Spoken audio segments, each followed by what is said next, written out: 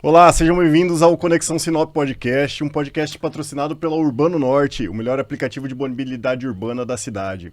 Eu tô aqui hoje para bater um papo com Lucas Mazei e Vinícius Colli, são os empresários aí, funcionários da V4 Company, né? Sejam bem-vindos, pessoal, vamos conversar hoje, bater um papo sobre marketing, tecnologia, inovação, né? Tudo a respeito do marketing digital e de empreendedorismo também, que você sabe que esse é o centro do nosso podcast. Sejam bem-vindos. Seja bem-vindo, Lucas. Seja bem-vindo, Vinícius. Um prazer estar aqui hoje. Meu nome é Lucas Mazei, hoje eu sou Tech Lead lá na matriz da V4 Company. Estive aqui com o Colli na unidade ao longo de 4 anos aqui, atuando diretamente na operação de marketing mesmo, com dados, tecnologia, um pouco de IA também ali no final, antes de ir para a matriz. E hoje eu faço parte ali do time que está construindo o novo sistema operacional do marqueteiro. Então, eu sou um Tech Lead, né, que é o líder técnico que garante qualidade de código, que a gente tem segurança e que as entregas estão sendo feitas de acordo com o planejado, de um time que está construindo toda a parte que vai atender as operações que está ali hoje com o Colli. É isso aí. Murilo, obrigado pelo convite. Bom, para mim é um prazer estar aqui, né, trazendo esse conteúdo e falando um pouco mais sobre as nossas expectativas no que a gente quer construir para esse mercado de marketing e vendas como um todo, porque o que a gente estava comentando aqui anteriormente, né, é um mercado que ele ainda pode ser melhor profissionalizado, né, a gente acredita muito nisso, tanto para um setor de agência quanto para o mercado que nos contrata, né, os consumidores que nos contratam diretamente. Então, acredito que nesse tempo a gente vai poder agregar bastante aí em termos de conteúdo. Não tenho dúvida. Sejam bem-vindos. Vamos começar, Vinícius. Queria começar com você, perguntando da sua trajetória empreendedora mesmo, né? Você é daqui de Sinop mesmo? Como você começou a empreender? Quando surgiu essa fagulha, essa vontade, esse desejo de abrir um negócio? Boa. Cara, bom, eu trabalho desde os meus 3 anos de idade, né, numa empresa familiar que é a Data Norte Sistemas. Comecei ali no setor mais de auxiliar administrativo, passei por todos os setores. Com 17 anos eu decidi sair da empresa, empreender, me formei em nutrição, né, tentei direito, depois acabei me formando em nutrição. E aí eu percebi, né, que no final do dia, se eu fosse seguir a minha formação acadêmica, que era nutrição, eu não ia conseguir gerar muito valor econômico, né, e financeiro na minha pessoa física. E aí eu enxerguei que, cara, existe possibilidade de empreender, dado que eu tinha esse conhecimento familiar, né? E aí eu tentei 3 negócios, nesses 3 negócios eu acabei não tendo sucesso, voltei para a Data Norte Sistemas, na área comercial, desenvolvemos um software que fazia disparos em massa. Então, se você está aí do outro lado, já recebeu uma mensagem pelo 2018 pelo WhatsApp, certamente eram os nossos bots aí que fazia disparo na cidade. A gente tinha o WhatsApp da cidade toda, praticamente, 80%, 90%, e a gente construiu um sistema que fazia essa manipulação de informação. Manipulação de informação não, mas a gente fazia disparos de WhatsApp, né? No final do dia, cara, isso era marketing, né? Porque eu chegava no meu cliente final, falava para ele, cara, coloca esse sistema, coloca uma imagem, um texto, faz o disparo no banco de dados e você já começa a vender, né? Então, isso já me colocou um pé nesse mercado de marketing. Só que eu estava basicamente descobrindo um negócio ali, né? E aí, como eu tinha essa minha vivência anterior, eu comecei a estruturar pilares dentro dessa empresa, né? Pilar de contratação, pilar de vendas e tudo mais. Como eu ainda estava na faculdade, então eu saía da faculdade e aí eu ia basicamente parando nas ruas mais movimentadas da cidade, fazendo porta a porta, né? E aí vendendo produto e testando o produto. Você ia vendendo essa solução de disparo em massa. De disparo em massa. Só que no final do dia, muito complexo, o produto ele não estava 100% formatado ainda, né? Então existiam muitos problemas e aí o grande lance é que eu tenho a primeira sacada, né? O primeiro ponto de virada, que é basicamente eu começar a desenvolver esses outros setores, como eu falei. Só que daí eu fui pesquisar mais sobre marketing. E aí foi onde eu caí no anúncio da V4. Então, em 2018, eu tive a oportunidade, no meio do ano, de conhecer um pouco mais a franquia da V4. E aí eu fiz um depara, né? Que eu falo, que é basicamente, esse meu negócio, que era Smart Mídias, muito difícil, muito complexo de vender, porque fazer porta a porta, estruturar processo, muito complexo. Quando você vai para o mercado de franquia, você já tem toda a padronização. Essa que é a tese, né? Você tem toda a padronização. Então, teoricamente, eu comprei a franquia. Paguei R$4.000 na taxa de franquia na época, hoje tá mais de 350, a gente vai virar um modelo, a taxa de franquia da V4 hoje vai para mais de R$600.000, então, pô, tive um retorno sobre investimento muito bom ao longo desse tempo, né? Só que o grande lance é que, quando eu entrei na V4, eu achei que tinha processo. Cara, foram 7 anos construindo esse processo, né? Então a gente vai falar muito sobre isso. A gente construiu basicamente a franquia da V4 ao longo dessa jornada e a gente só teve esse grande sucesso saindo aqui de Sinop por conta de pessoas que puderam chegar e agregar, né, internamente, primeiro dentro da unidade, depois extrapolando isso para a rede e posteriormente agora a gente tocando a rede como um todo, né? Bom, e nesse início ali a V4 tinha quantas franquias? Na época que você comprou a sua franquia, quantas tinham na rede? Cara, na época, assim, a gente estava fazendo os primeiros testes, os primeiros MVPs, né, que a gente fala, que é o mínimo produto viável, com turmas. Então, nem existia franquia ainda. Nem existia franquia. Então, era 2 turmas que tinham testando o modelo. Não tinha 2 unidades operando, mas só que e é legal contar um pouco da história, né? O que acontece? Por que o modelo de franquia? Porque se você analisar o modelo de franquia para esse setor, é meio que contraintuitivo, né? Serviço profissional, que é o que a gente faz, serviço, franquia para serviço, é contra o mercado, né? Porque você vai lá e pega uma Cacau Show da vida, você tem um produto específico, né? Então eles te entregam esse produto e você revende esse produto. Serviço profissional, cara, como eu falei, é método, processo.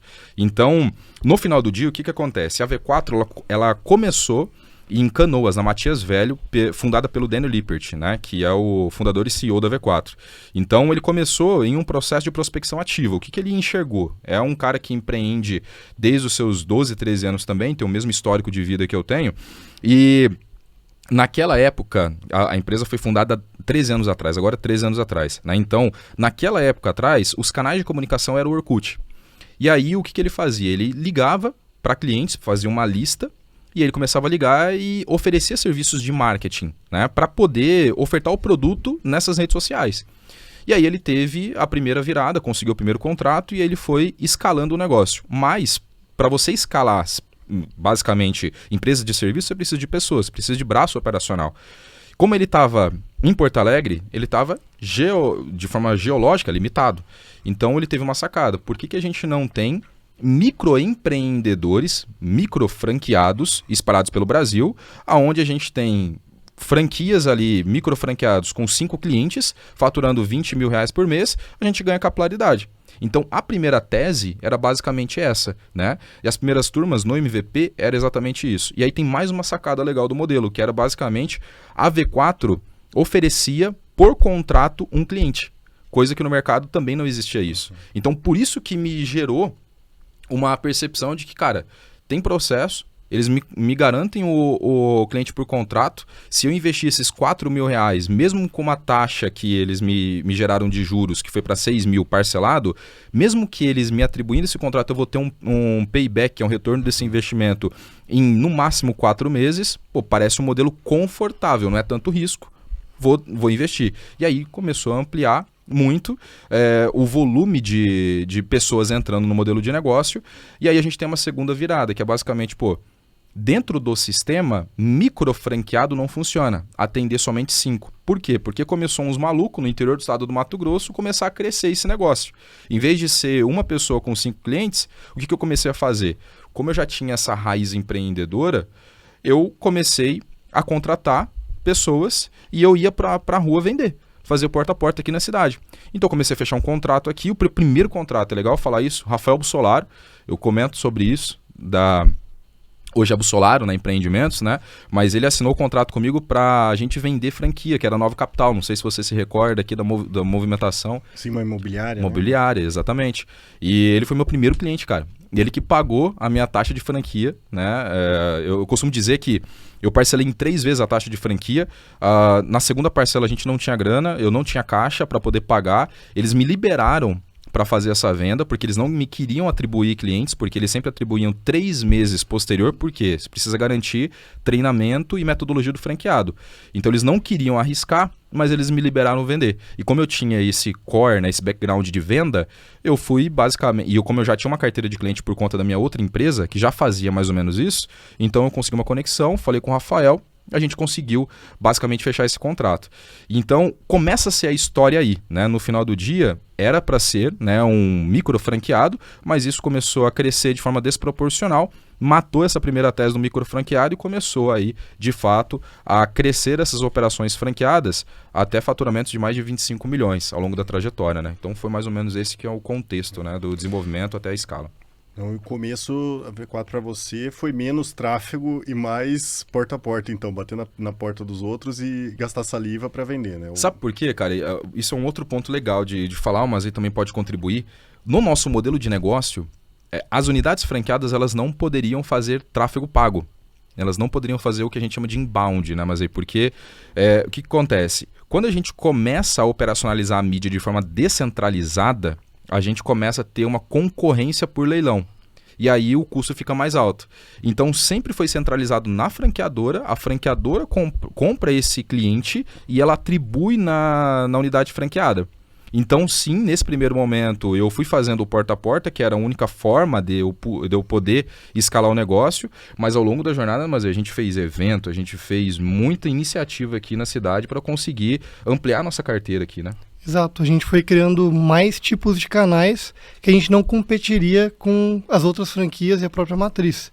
Que igual o Cole falou, se a gente colocasse mídia em toda unidade franqueada, a gente ia conseguir atingir o mesmo público. Então, o público que a gente está atingindo aqui em Sinop seria o mesmo público que outra unidade ia atingir, e isso ia criar uma concorrência que não ia fazer a rede como um todo escalar como escalou através da matriz centralizando essa mídia sendo investida, né?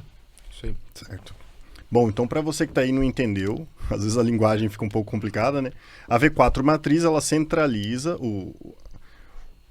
a campanha de tráfego, né? A busca ativa por leads nas redes sociais para fazer a campanha. Inclusive, o Vinícius está aparecendo muito para mim na minha rede, né? Aqui no meu Instagram, a hora que eu abro, aparece o Vinícius. No perfil do Denner Lippert, né? Uma coisa de maluco, assim. Mas falando sobre a V4, falando sobre, assim, tentando me convencer a me tornar cliente da V4, né? E aí, com isso, vocês não colocavam os franqueados para concorrer, centralizava, também não competiam por atenção, né? Não aumenta o preço de uma forma geral, para trazer o lead e te entregar o lead. Também é uma solução boa, né? Que você fica, digamos, preocupado em agência, né? Ficava preocupado em criar, fazer os criativos, atender os seus clientes, enquanto que a matriz está preocupada em trazer cliente para você, né? Em colocar o cliente na sua mesa. Né? Cara, para mim, isso foi um dos principais pontos de virada, pontos de inflexão, que eu costumo dizer, para tomada de decisão de eu, de fato, adquirir a franquia da V4. Porque o meu foco, o único foco que eu deveria ter era 100% em entregar uma boa prestação de serviço, né? E enquanto isso eu sabia que eu teria a mídia centralizada na franqueadora sendo comprada para poder trazer mais clientes. Então, se eu tivesse um time bom lá na matriz, em comercial, tocando lá e adquirindo clientes, e eu aqui prestando bom serviço, a gente certamente ia conseguir crescer o negócio, né? Então, sim, isso para mim foi um dos pontos chaves, né? O que eu acompanhei mais ou menos essa trajetória e eu lembro que teve algumas mudanças, né? Primeiro eu lembro que era o lead, ele te colocava assim, meio que um sorteio, tal agência de tal lugar vai atender. Ou assim, tal agência é especializada em atender imobiliária. No caso, eu fui contratar pela minha imobiliária, eu fui lá bater na porta da V4. E aí, bom, então, tal agência. Aí eu vi que eles começaram a centralizar esse pré-atendimento. Então, eles faziam o tráfego, em vez de colocar para o seu time atender esse cliente e fazer a entrevista, eles começaram a fazer, né? E eu vejo que tem esse movimento também da V4 com os seus clientes, né? Não é para todo mundo, não é uma solução para todo mundo, mas eu vejo assim que o gargalo se torna o cliente. Depois, a partir do momento que você começa a atingir muita gente, a oferecer, no meu caso, imóveis, né, da minha imobiliária, começa a oferecer para um monte de gente. E o lead vai entrando, o gargalo se torna a imobiliária, que tenho eu e mais uma funcionária, por exemplo, a gente não dá conta de atender aqueles leads.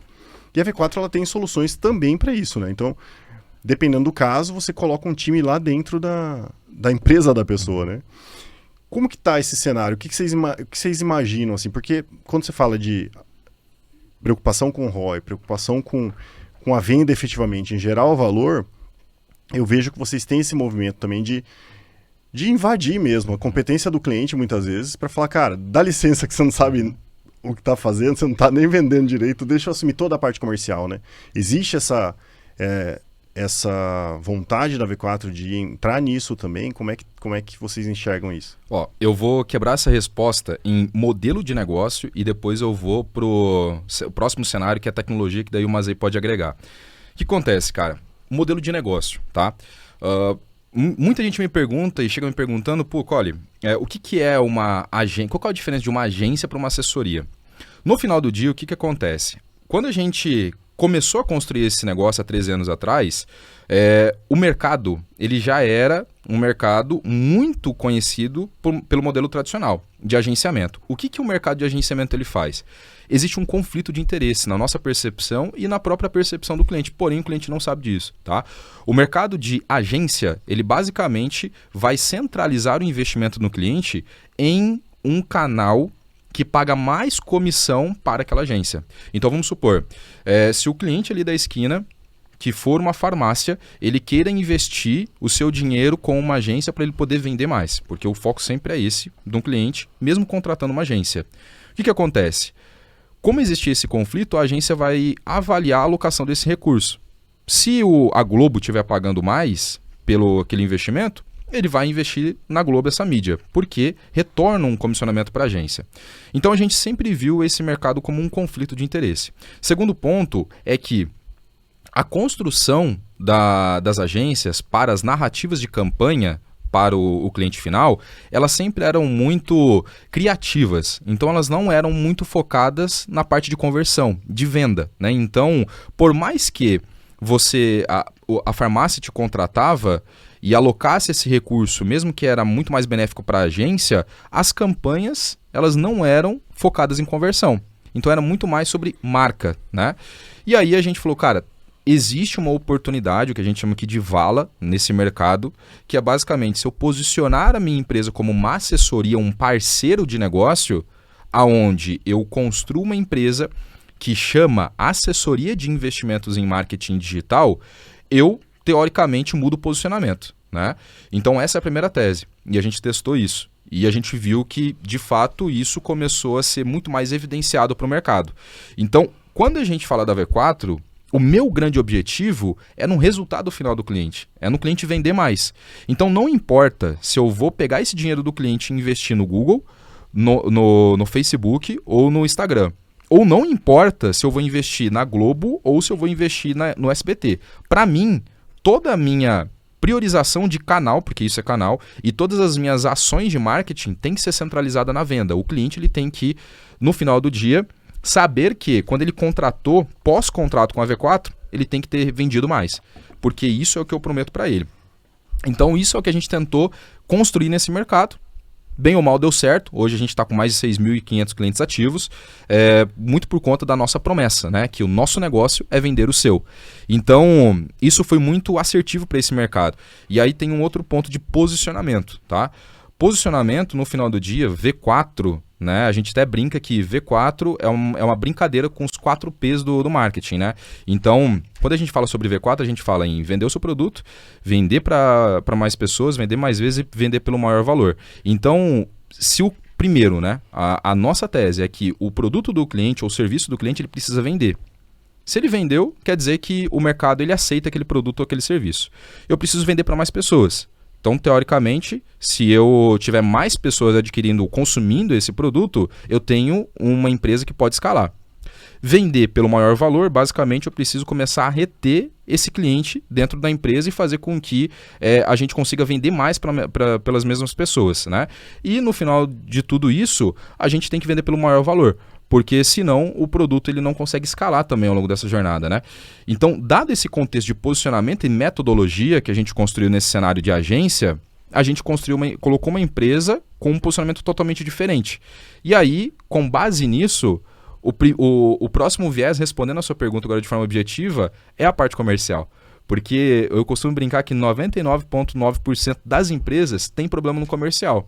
Se você analisar a sua imobiliária lá, você até pode captar o lead. Agora, processo comercial, e a gente brinca muito com isso, que você pode até ter uma equipe ruim comercial, Mas se você tiver processos bem estabelecidos, você até pode vender. O problema é você construir esse processo e o problema é você construir sistemas que suportem esse processo para a sua equipe conseguir ser criteriosa em seguir eles.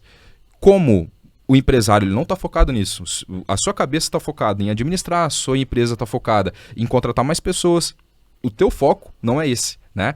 Então, parte da premissa é que quando ele contrata a V4, a gente disponibiliza isso também, mas a gente diz que é um trabalho muito a 4 mãos. Por quê? Porque eu vou alocar o seu recurso, pegar o seu recurso, vou alocar nos melhores canais. Primeira premissa, eu estou executando. A segunda premissa, o seu produto, na tese, é bom, a gente já viu que está validado, faz sentido eu colocar você como cliente da V4. Mas eu chego num problema, que é um gargalo, que é o processo comercial. Então, mesmo a gente criando todas as estratégias comerciais, o cliente ele precisa aplicar. E aí que entra, né, um posicionamento novo que a gente está fazendo aqui e que o Mazei ele vem construindo conosco, que é a parte de embarcar tecnologia nessa área comercial para que a gente consiga diminuir pessoas e a gente posicione de fato o nosso serviço como um serviço que possa agregar a ajuda ao cliente nessa venda, né, nessa venda, né, Mazei? Que é as tecnologias e a inteligência artificial, né? Exatamente. Uma coisa assim que a V4 se diferenciou muito das agências é que em vez da gente aproveitar apenas do viés criativo, quando a gente está falando do que a gente está entregando para o cliente, a gente olhava o processo da venda com um olhar de engenheiro mesmo.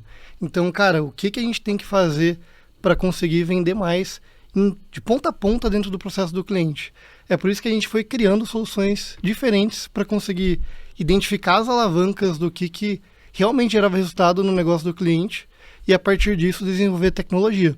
Então, é literalmente a cabeça de engenheiro. A gente tirou um pouco o viés criativo da agência e colocou um viés de engenharia para olhar para a venda como um processo. E aí vem toda a parte de tecnologia, ter um time que está lá junto com o cliente para conseguir estruturar processo, estruturar dados para a gente conseguir analisar e iterar esses processos. E hoje, nesse mundo que a gente está vivendo, com uma verdadeira revolução da inteligência artificial, a gente está conseguindo fazer ainda mais, que é com menos pessoas ter um resultado bem maior, com pré-qualificação, em alguns tipos de produto, até mesmo conseguir chegar na venda do produto somente com um atendimento personalizado com IA. Então, toda essa revolução, toda essa tecnologia que a gente vai plugando no processo do cliente, é a partir dessa visão que a V4 tem de método que olha para a venda como uma engenharia. É o growth, né, que a gente tanto comenta. É quebrar aquela meta que a gente quer atingir, quebrar aquela métrica que a gente quer chegar em alavancas acionáveis para a gente conseguir mexer algumas coisas que vão alavancar o resultado em várias vezes. Encarar o marketing como ciência, né? Exatamente, é o matemarketing que a gente chama, né? O cientista do marketing, não é? Exato. O livro do Denner, inclusive. Inclusive, até pegando esse gancho, cara, assim, a gente foi criando... Quando você fala sobre construir marca, né, você fala sobre construir autoridade, construir impacto, né? A gente até brinca que, para nós, mais do que fazer... O mercado tradicional de agência, ele constrói sempre construiu, não sei se você já chegou a pesquisar sobre Cannes, né? Que é um baita evento onde você leva... basicamente as suas ideias de marketing que foram criadas, né, a sua construção e sua concepção de estratégia de marketing para cliente e você leva lá, é como se fosse o prêmio Nobel dos marqueteiros, né? Então... O Oscar, né? Prêmio Nobel, é mais ou menos isso. Então, a gente sempre pulou isso, a gente nunca acreditou que a criatividade ele deveria ser o centro. A gente sempre acreditou que a ciência deveria ser o centro. Por quê? Porque o cientista ele pesquisa, ele testa, ele itera, né? Para você chegar, por exemplo, para você chegar no resultado final das vacinas para COVID, para o COVID, né, que aconteceu em 2018, 2019, 2020, cara, foi muito teste, foi muita análise. Então a gente sempre adotou esse posicionamento. No marketing, para nós, no final do dia, quando a gente vai criar uma campanha, a gente precisa testar muito nas ferramentas, criar vários tipos de criativo, várias narrativas. Por isso que você vê vários vídeos meus aparecendo na sua timeline. Por quê? A gente testa muito para entender o que vai puxar mais o gancho da sua atenção. Porque hoje a mídia está muito concorrida na atenção, né? Pô, você pega o TikTok. O TikTok ele está lançando agora, a gente estava até brincando, comentando lá sobre o TikTok Shop. Cara, você pode, literalmente, você vai fazer tudo dentro de uma só plataforma. Você vai ter entretenimento e você vai comprar ao mesmo tempo. Isso é muito louco. Porque, cara, a todo momento as plataformas elas estão tentando travar a tua atenção, né? E é uma briga gigantesca de atenção. Então, no final do dia é sobre isso, cara. Assim, o quanto que a gente consegue posicionar marca para que a gente consiga criar autoridade, né? Então, o Cientista do Marketing Digital é um livro que a gente lançou, que foi feito pelo Denner, que narra toda a nossa metodologia, né? Que para nós, a gente tem um método que é o método V4, né? Que a gente fala muito sobre aquisição, engajamento, monetização e retenção, né? Então a gente tem que adquirir, a gente tem que engajar esse público, a gente tem que monetizar e a gente tem que reter ele mais vezes. E a gente faz esse ciclo infinito acontecer. Então a gente quebra isso dentro de um livro que, não sei, tem mais de 200 páginas, explicando como que a gente aplica isso no dia a dia para os nossos mais de 6.500 clientes, né? E dentre outras várias marcas que a gente foi criando ao longo dessa nossa jornada. De novo, tudo para poder chamar a atenção do público final de que a V4 é um baita canal de mídia para que ele possa vender mais através da internet. Sim. Você sabe que você estava falando aí de inteligência artificial, Lucas. Eu criei ali eu tenho Como, lá dentro do Como eu conheci o Como através da V4, inclusive. São os parceiros. Parceiro por enquanto, né? Porque parece que vocês estão desenvolvendo um sistema próprio. Mas enfim, então o Como lá tem as extensões. E aí lá tem o tal do Byte, sei lá o quê, Byte GPT. Aí eu pesquisei, não sei se apareceu algum anúncio, alguma coisa, eu vi que dava para conectar o ChatGPT através de uma extensão já para testar, para fazer o atendimento. E aí eu fiz. E aí travou, tal, mandei mensagem lá no suporte, consegui uma resposta e o negócio começou a funcionar. Cara, esses dias minha funcionária viajando e eu envolvido com a feira. O ChatGPT marcou duas visitas, porque eu dei essa missão para ele, né? Missão dada e missão cumprida. Lá no prompt eu falei, o seu objetivo como pré-vendedor é agendar uma visita no decorado. Tô vendendo um apartamento na planta, então agendar a visita no decorado. Cara, ele marcou. O cliente estava no carro mandando mensagem assim, falando, tá, me manda o endereço. E eu não tinha chegado nessa parte do prompt. Cara, eu tô com vergonha do cliente, né? Mas ele inventou o endereço, que ele inventa também, o ChatGPT ele vai se sair de alguma forma. Tem o problema da alucinação, às vezes. Deu uma alucinada, mas, cara, é impressionante, assim, que ele atendeu o cliente, deu várias informações, a campanha estava boa, né? Tinha um vídeo que chamava atenção, o cliente gostou do produto, ele respondeu algumas coisas e o cliente falou, tá, eu quero conhecer. E ele agendou a visita, só que, enfim, eu não sei, eu não conheço ali no Como eu não tenho muita habilidade, então ele não mandou para outra pessoa, sabe? Ele mesmo fez tudo no pré-atendimento ali. Enfim, é um problema para resolver, só que isso dá uma dimensão, assim, demonstra como que, às vezes, por uma coisa mais simples, ele já teria vendido e já estava na casa do cliente, né? Se não precisa dessa visita, se não precisa botar um humano no processo, meu amigo, ele vai embora. A partir do momento que precisou de um humano, a gente virou gargalo do negócio, né? Como é que vocês têm enxergado isso? Vamos aprofundar um pouco mais nessa questão da IA. Vocês vão já colocar isso dentro também como uma possibilidade para o cliente? Vocês já estão testando isso na real, assim, no dia a dia hoje? Perfeito. Não tem mais como em 2025 não ter IA em alguma coisa no negócio. Já é hoje o tanto de negócio que a gente vê surgindo aí essa nova era da tecnologia, né? E tudo tem que ter IA para crescer de alguma maneira. Então, essa parte para o atendimento, a gente já vem testando há quase um ano, eu acredito ali, talvez um pouco mais, né? O chat 2, né, mais ou menos. Exatamente. O ChatGPT saiu ali no final de 2022. Ali, em 2023, começou as APIs, então a gente já teve uns testes ali, e hoje a gente já tem clientes que são atendidos de ponta a ponta com as APIs da OpenAI, né, através de bots de autoatendimento. E tá ficando cada vez tão bom a nível de qualidade que uma iteração costuma acabar com Deus te abençoe, a pessoa falando, porque ela não entendeu o que é uma IA ali que ela está conversando. Então a gente saiu daquela era daqueles bots horríveis que atendiam a gente, que travava, tinha que passar as opções, para literalmente vendedores que são feitos com IA ali, que tem uma missão, um objetivo, e assim que eles concluem o objetivo, tá tudo perfeito. Então ele consegue quase que pensar, né, para conseguir concluir. E a gente vem incluindo isso dentro do serviço nessa parte de pré-atendimento e qualificação e fechamento de novos clientes ali para os nossos clientes e também em algumas outras coisas. Então, o próprio ChatGPT hoje é uma plataforma que a gente diz que é B2C, né? Então, você tem que contratar o ChatGPT na sua pessoa física para conseguir utilizar ele ali no seu dia a dia, para os processos, para criar um criativo, criar uma copy, fazer algum tipo de ajuste. A gente tem dentro da unidade, e é uma coisa que a gente está querendo escalar agora para toda a rede V4, e também vai ter nos sistemas que a gente está construindo, uma IA própria da V4, que a gente consegue, por ali, ter todo o kit de ferramentas do marqueteiro. Então, desde a concepção de copy, entender tudo que o cliente passou para a gente de informação, entender o público do cliente, gerar textos mais persuasivos para a gente criar criativos melhores e até agora a própria iteração dos criativos. Então, cara, o cliente não gostou de uma partezinha daquela imagem que a gente fez para o anúncio. Hoje a gente consegue fazer isso bem mais rápido ali com a IA também, fazer edição de imagem. Então, tudo isso está embarcado dentro do que a gente está construindo.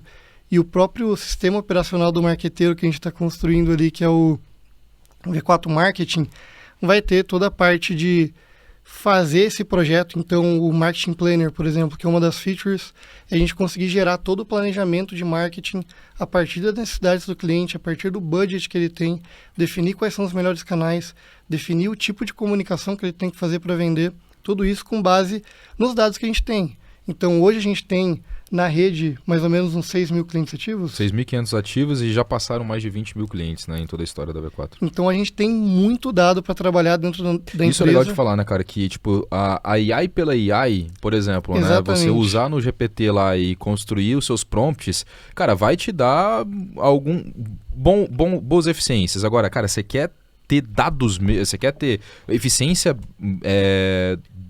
a melhor eficiência possível da inteligência artificial, maior qualidade possível. Você tem que ter dados. É dado, né? Não tem jeito. E, cara, não existe um case, eu acho, no mundo de uma empresa que tem tanto dado de todo tipo de segmento diferente como a V4 Company hoje. Então, só a nossa unidade tem mais de 1.000 projetos na nossa história, né? Então, é muita informação que a gente usa para tanto criar prompts como para treinar as IAs para a gente conseguir ter resultados melhores. Porque pensa o seguinte, cara, para deixar um pouco mais palpável pra galera que tá do outro lado aí, que eu sei que é difícil. Falar sobre marketing é complicado, né? Falar sobre inteligência artificial, então, piorou, né? Mas, para deixar um pouco mais palpável, cara, pensa lá, de novo, a lojinha da farmácia, né? Que ela precisa vender mais pela internet. O que acontece, cara? Quando ela contrata, ou quando ela for contratar a V4, a gente quer plugar isso dentro de um sistema nosso, tá? Um sistema onde ela vai basicamente dar todas as informações daquele negócio dele, ou seja, o que é informação para nós relevante? Se ele já fez marketing, se ele já tem ali, por exemplo, seus leads, se ele já tem, por exemplo, anúncios feitos no Meta, no Google, isso tudo é inteligência de informação que vai munir o nosso sistema. Isso basicamente vai entregar esse planning que o Mazei falou, que é o planejamento. Ou seja, o cliente ele vai ter de forma rápida, fácil, porque a inteligência artificial ela foi munida por base dessas informações, toda uma visualização do que ele basicamente precisa começar a coletar no seu funil de marketing, porque marketing é isso, tá, turma? No final do dia, marketing, a gente falou que é ciência. O que é ciência? É funil. Então, a gente precisa analisar, basicamente, desde do momento que a gente está impactando o usuário ali nas campanhas, que é o alcance, até ele converter em lead. O que é um lead? É uma possibilidade de uma pessoa interessada dentro do seu produto ou serviço. Até ela, de fato, virar uma oportunidade, da oportunidade, ela virar uma venda. Então isso é a primeira etapa do funil, né, que passa de marketing à venda, nas duas etapas.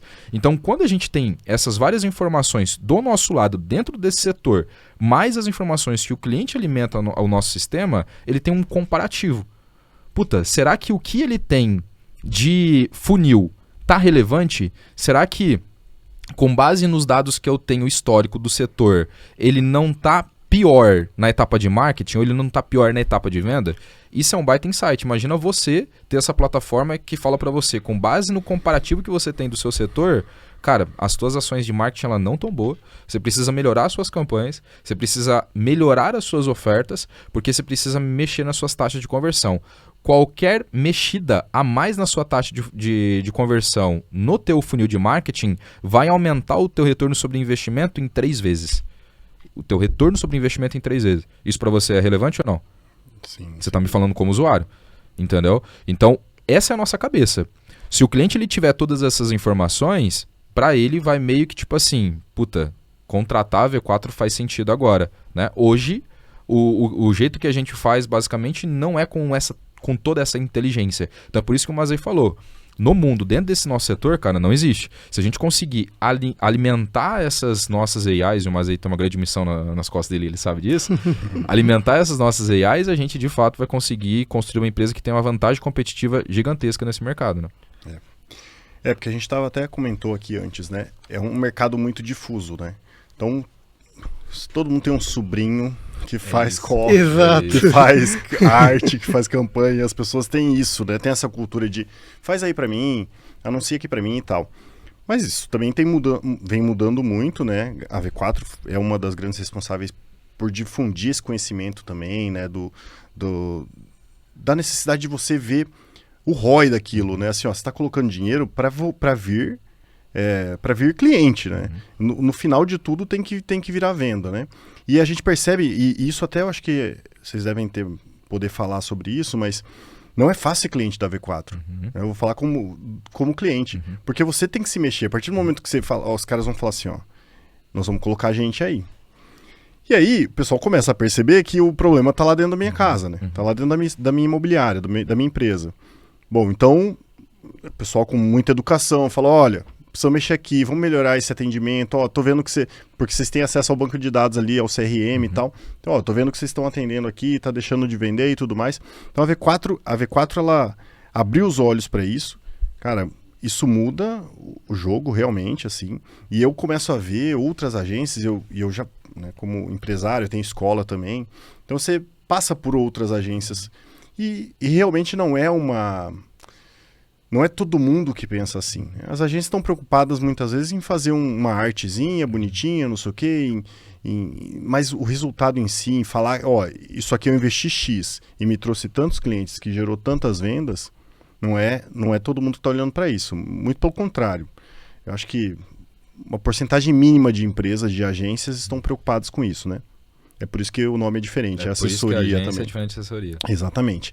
Mas, nesse mercado difuso, como que a V4 enxerga isso e as oportunidades que existem aí, né? Porque, dependendo do caso, vocês devem olhar e falar, puta, dá até piada o jogo que eu tô jogando, eu tô concorrendo. Porque, querendo ou não, você concorre com esses caras também. Com certeza. E aí vocês vêm num nível de profissionalismo totalmente diferente, que vira brincadeira de criança o que outras agências estão fazendo por aí, né? Como é que vocês enxergam isso agora, falando um pouco mais da V4 matriz, né? Você está assumindo como COO, né, da V4, então chefe de operações de uma rede gigantesca, né? São quantos franqueados? Hoje são mais de 270 unidades franqueadas e mais de 4.000 colaboradores que a gente tem, né, dentro de todas as unidades franqueadas somadas, né? E aí você vai chefiar isso, vai comandar isso. Como é que vocês estão enxergando? O que existe de possibilidade ainda para crescer, né? Onde que a V4 está olhando? Tá. Então vamos lá, passando um pouco agora sobre para onde a gente está indo, né? Os próximos 5 anos, que para nós é decisivo. Por mais que a gente construiu, na nossa percepção, uma grande embarcação, né? E essa embarcação ela está puxando esse mercado como um todo, né? Então você tem muitas agências reposicionando nesse mercado. Então agora é agência de performance. Antes era só agenda, agora é agência de performance, né? Com esse viés mais quantitativo e não só qualitativo, isso deixa a gente muito exposto, né? Porém, fez a gente construir a maior empresa e o maior case de growth marketing nesse setor. Então isso é indiscutível.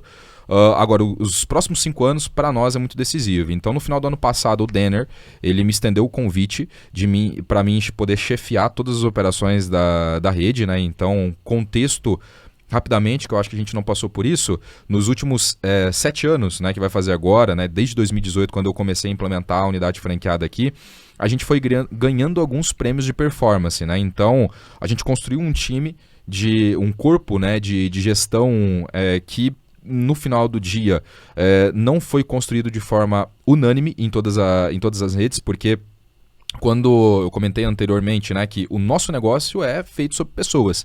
Então, se você tem boas pessoas ao seu lado, bons engenheiros, você consegue escalar o negócio, né? Então, eu acho que eu consegui acertar muito. Por mais que eu comecei sozinho, hoje eu tenho mais de 25 sócios no quadro social, então eu fui dividindo parte da sociedade, por exemplo, com o Mazei, né, que virou meu sócio e demais outros sócios, e isso basicamente fez com que eu pudesse construir a maior unidade franqueada da rede. No final do ano passado, o Denner me estende esse convite para que a gente possa chefiar todas as operações e replicar o que a gente estava fazendo na nossa unidade franqueada no Brasil inteiro. Então, quando a gente está falando sobre posicionamento, a minha unidade, a nossa unidade, né, ela é 2,5, 2 vezes e meia mais ou menos o segundo colocado, a nível de proporção, só para você ter uma ideia. Então, o que a gente conseguiu construir e consolidar como processos aqui, nesse mercado de agência, a gente não viu nenhuma agência ser construída e atingir esses números que a gente alcançou. Então, é relevante, se tornou relevante, só que a gente está sempre muito preocupado porque a gente tem uma paranoia produtiva, cara. Nada do que a gente está fazendo hoje parece que tá bom, né? Tudo que a gente sempre vai deitado e dorme pensando em como a gente pode ser melhor, mais eficiente e consegue inovar dentro desse mercado. É por isso que eu comecei falando sobre a gente puxar esse mercado, a gente está falando sobre inovação. Então, primeiro foco e objetivo, né, que eu tenho ali é padronizar toda a rede dentro de um sistema único de entrega e com base nisso, o que você acabou de comentar é estritamente, a gente vê que é de fato uma coisa que no dia a dia acontece. Atender hoje clientes dentro da V4 passou por vários momentos difusos, né? Então, há 7 anos atrás, quando eu entrei, qualquer cliente poderia ser cliente da V4. Qualquer. Desde uma startup até um empresário que teve uma ideia, tem um capital e quer contratar a V4 porque, a V4 promete vender mais. E ele acha que a V4 é a última solução que ele vai ter. Então, a gente foi aprendendo demais nesse mercado e a gente foi segmentando ao longo da jornada. Então, hoje, para ser cliente, a empresa precisa faturar mais de 1,2 milhão por ano, no mínimo, para ser cliente, contratar os nossos serviços. E mais do que isso, essa empresa ela vai ter um trabalho gigantesco. Por quê? A gente fala muito sobre uma construção de 4 mãos, né? Então, hoje, no que eu faço, é um trabalho onde eu tiro esse sobrinho, eu tiro esse primo da empresa e eu falo, cara, eu vou te ajudar a implementar um processo de marketing através da internet. Porém, tem um fator muito importante, você precisa me ajudar, porque eu só faço uma etapa do processo, que é a etapa de marketing, eu vou te dar o lead. A etapa comercial, que é você qualificar esse lead e vender, é totalmente sua responsabilidade, mas eu vou te treinar, eu vou te colocar processo, eu vou te colocar sistema para você conseguir fazer esse funil funcionar, né? E no final do dia, isso para nós é legal, foi o que construiu a empresa até aqui. De novo, volto naquela questão da paranoia produtiva. Não é isso que vai fazer a gente construir uma empresa bilionária, porque os próximos 5 anos da empresa são muito importantes e relevantes. A gente está passando por um roadshow. O que é o roadshow, basicamente? A gente está fazendo algumas conversas com alguns fundos de investimento. Então, a gente vai trocar basicamente equity, né, que é percentual da empresa, para poder levantar capital de investimento. A gente quer levantar mais ou menos de 30 a 35 milhões de dólares, de 300 a 400 milhões. E aí o grande objetivo é que a gente basicamente quer construir um sistema proprietário onde a gente tenha basicamente audiência na nossa mão. Então o que é isso basicamente, Cole? Hoje, na nossa prestação de serviço, a gente acabou de falar, você, por exemplo, lá certamente a unidade franqueada, ela está comprando, fazendo todas as suas estratégias de marketing e ela está comprando mídia onde? No Facebook, está comprando no Google, às vezes ela poderia estar comprando aqui na rádio, ela às vezes poderia estar comprando na Globo, enfim, essa é a nossa tomada de decisão. Dentro do recurso que você tem, qual que é a melhor alocação desse seu capital. Agora, imagina se eu tivesse uma plataforma setorizada aonde todos os clientes que quisessem comprar um imóvel entrassem lá e basicamente você só precisaria colocar o teu produto lá dentro. A gente tem, por exemplo, o Viva Real e tudo mais, né, que são plataformas que fazem isso para esse setor. A gente tem para o setor de food o próprio iFood, né, que faz isso, que basicamente centraliza a audiência ali. Centralizando a audiência, eu estou te dando uma plataforma aonde o usuário ele vai estar lá dentro consumindo e você só precisa colocar o seu serviço. Então a gente quer descentralizar, a gente está olhando para um grande mercado nesse primeiro momento, que é o mercado automotivo. Não posso falar qual que é a negociação que a gente está fazendo, porque a gente tem um contrato, mas a gente está comprando um grande ativo nesse mercado e a gente quer construir um ativo em relação a esse setor aqui, muito próximo ao que a Web Motors fez. Então, os próximos passos da V4 não é mais eu fazer um serviço de forma personalizada dentro do seu negócio. O que eu quero agora é te entregar plataformas por esses grandes setores, onde você pode plugar o seu produto lá e vender de forma automática. Esse que é o grande objetivo, né? Então, como eu falei, o automotivo é um mercado que a gente está olhando, e eu vim para Sinop nessa semana, que agora eu não estou mais morando aqui, estou morando em São Paulo, então eu vim só para a Norte Show, porque eu conheço já o setor, conheço o agronegócio, a minha família vem do agro, porém, a gente acredita que dá para embarcar mais tecnologia, marketing e vendas nesse setor aqui ainda para poder disruptar. E é um mercado bilionário. Eu estava dando uma olhada lá, é um mercado que ele gerencia mais de 190 bilhões, então mexe muito no PIB brasileiro, né? Então a gente acredita fortemente que esse setor ele pode ser mais disruptado. Então parte desse capital que a gente está levantando agora é para a gente profissionalizar melhor esses setores. Acreditamos muito nisso e é uma das coisas que a gente está mais colocando intencionalidade, né, mas aí, nesses próximos passos, né? Exatamente. O Colli citou ali essa questão da paranoia, né, que tem muito naquele livro Somente os Paranoicos Sobrevivem, né, que ninguém está pensando tanto em como destruir a V4 Company quanto nós mesmos, né? Isso é legal de falar. Então, a gente está toda hora pensando quais são as falhas do nosso modelo de negócio, o que a gente está fazendo que os nossos concorrentes estão começando a fazer melhor que a gente. E, cara, a gente tem que destruir a gente antes que qualquer pessoa destrua a gente. É a mesma coisa que, por exemplo, o Zuckerberg fez com o Facebook quando comprou o Instagram e colocou o Reels dentro do Instagram, por exemplo. Ele estava vendo que concorrentes estavam ganhando espaço onde ele não conseguia entrar. Então, cara, ele não ia conseguir fazer uma plataforma tão boa de fotografia como o Instagram e conseguir o público. Então, o que ele viu? Cara, eu tenho que remodelar o meu negócio. Então, ele foi lá e comprou. A mesma coisa para o Reels. O que a gente está fazendo é ver todos esses espaços que a gente pode criar canais e entrar neles antes que algum concorrente nosso faça, né, que ainda não tem ninguém que tem uma capilaridade e um poder tão grande quanto o nosso. Mas também a gente quer ver essas oportunidades que estão posicionadas, que ninguém está vendo ainda, e entrar nelas o quanto antes, mesmo que seja um pouco diferente do nosso negócio, né? Quando o Colli fala aqui sobre essa criação dos canais proprietários, se a gente falasse isso para as pessoas que estão na V4 ali há 1 ano, 2 anos, a gente ia pensar, pô, isso talvez não faz tanto sentido. Só que a gente vê que é uma grande oportunidade para a gente não construir as coisas num terreno alugado, né? A gente ter o nosso próprio lugar que a gente pode ter mais controle e gerar o máximo de resultado para os clientes naquele segmento ali dentro. E de novo, assim, quando você me provoca esse questionamento, ninguém pode entender mais do setor daquele cliente do que eu mesmo. Então, eu como V4 tenho que conhecer profundamente o seu setor de imobiliário. Você acabou de me falar que quando você foi contratar, te direcionaram para uma unidade que tinha conhecimento, certo? Uhum.